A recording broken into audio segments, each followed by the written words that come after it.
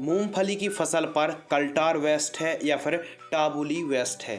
किसान भाइयों के पिछले काफ़ी दिनों से कमेंट्स आ रहे, डीएम आ रहे हैं कि मूंगफली की फसल पर हमको कौन वेस्ट प्लांट ग्रोथ रेगुलेटर अच्छा काम करेगा, अच्छा रिजल्ट देगा, सस्ता हो और कोई ऐसे प्लांट ग्रोथ रेगुलेटर के बारे में बताइए। और सबसे ज़्यादा यही कमेंट आ रहे थे कि कल्टार का स्प्रे करें या फिर जो सुमिटोमो की टाबुली आती है इसका स्प्रे करें। तो क्या इन दोनों पर सेम कंटेंट है, क्या इनका खर्च आने वाला है, क्या सावधानी रखनी है, और सबसे बड़ी बात मूंगफली की फसल पर प्लांट ग्रोथ रेगुलेटर स्प्रे करने की सही स्टेज क्या है और क्या फ़ायदे हैं, इन सभी की जानकारी के लिए वीडियो को बिना स्किप किए वीडियो को अंत तक जरूर देखें। नमस्कार, मैं हूं आपका दोस्त शिव कुमार। वीडियो यदि आपको पसंद आती है तो वीडियो को लाइक और चैनल को सब्सक्राइब कर सकते हैं।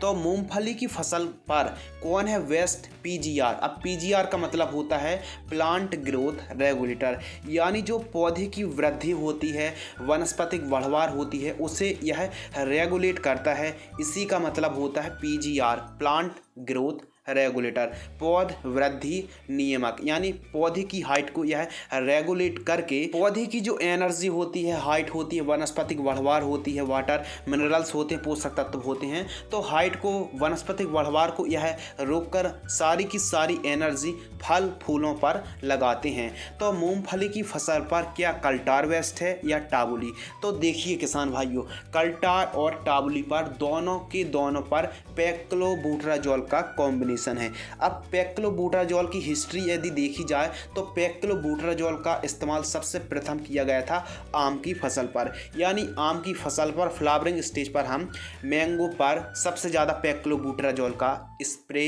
और इस्तेमाल करते थे। अब पेक्लोबुटराजोल को आप न केवल मैंगो की क्रॉप पर इस्तेमाल कर सकते हैं, बल्कि आप आलू, प्याज, अदरक, गाजर, मूंगफली और शकरकंद जैसी क्रॉप पर, कंद वर्गीय क्रॉप पर भी हमको बेहतरीन रिजल्ट देता है पेक्लोबुटराजोल।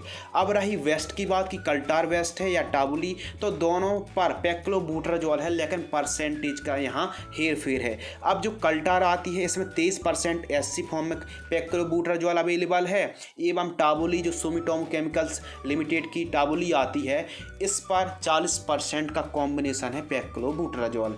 यानी टाबुली पर परसेंटेज के मामले पर 40% पर पेक्लोबुटराजोल अवेलेबल है। तो यह एक प्लांट हार्मोन्स है जो उत्पादन को बढ़ाने पर एवं फ्लावर के जो हार्मोन्स होते हैं उसे उत्तेजित करने पर, फूलों की संख्या बढ़ाने के लिए यह काफ़ी कारगर सिद्ध साबित हुआ है।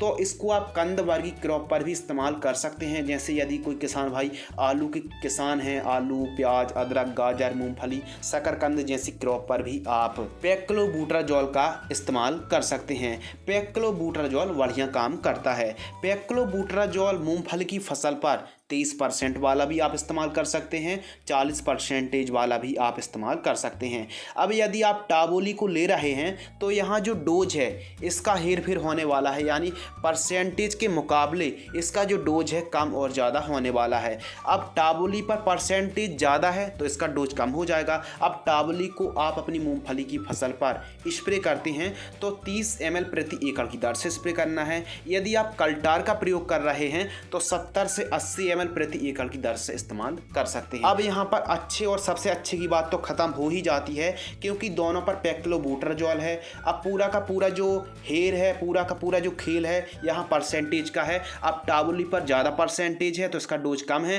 कल्टार पर कम परसेंटेज है तो इसका डोज ज़्यादा है। तो टाबुली को 30 ml एकड़ के हिसाब से स्प्रे कर सकते हैं, या फिर आप कल्टार को, जो सिजेंटा कंपनी की कल्टार आती है, इसको 70 से 75, 80 ml प्रति एकड़ की दर से स्प्रे कर सकते हैं। एवं अगर इसकी कीमतों के बारे में बात करें कि कल्टार की जो कीमत है 50 ml की 300 रुपये के आसपास, यानी 1 एकड़ का खर्च 400 से 450 रुपये के आसपास जाने वाला है। वहीं टाबुली की अगर बात करें इसकी कीमत के बारे में तो 30 ml का पैक मार्केट में 450 रुपये के आसपास उपलब्ध हो जाता है। यदि ओवरऑल देखा जाए इन दोनों को स्प्रे करने से सेम हमको खर्च होने वाला है, यानी 1 एकड़ का खर्च लगभग 400-450 रुपये के आसपास हमको 1 एकड़ का खर्च आने वाला है। मूंगफली की फसल पर वेस्ट स्टेज है स्प्रे करने की पेक्लोबुटराजोल, टाबुली या फिर कल्टार। तो जब हमारी मूंगफली की फसल लगभग बुआई से 50 से 55 दिन की होती है तो आप पेक्लोबुटाजोल का स्प्रे ले सकते हैं। जब मूंगफली की फसल 50 से 55 दिन की होती है, यदि आप टाबुली या फिर कल्टार का स्प्रे करते हैं तो फूलों की संख्या बढ़ेगी।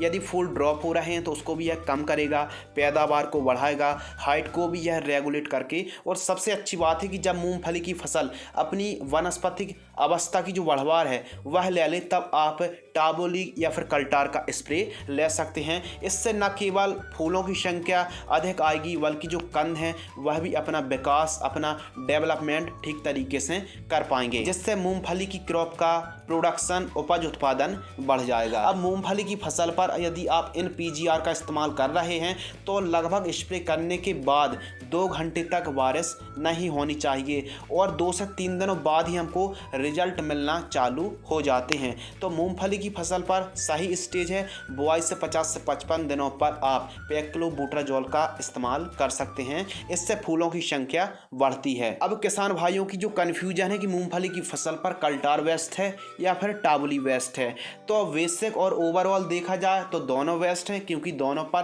पेक्लोबुटाजोल अवेलेबल है। यदि आपको यह वीडियो पसंद आती है तो वीडियो को लाइक और चैनल को सब्सक्राइब कर सकते हैं। धन्यवाद।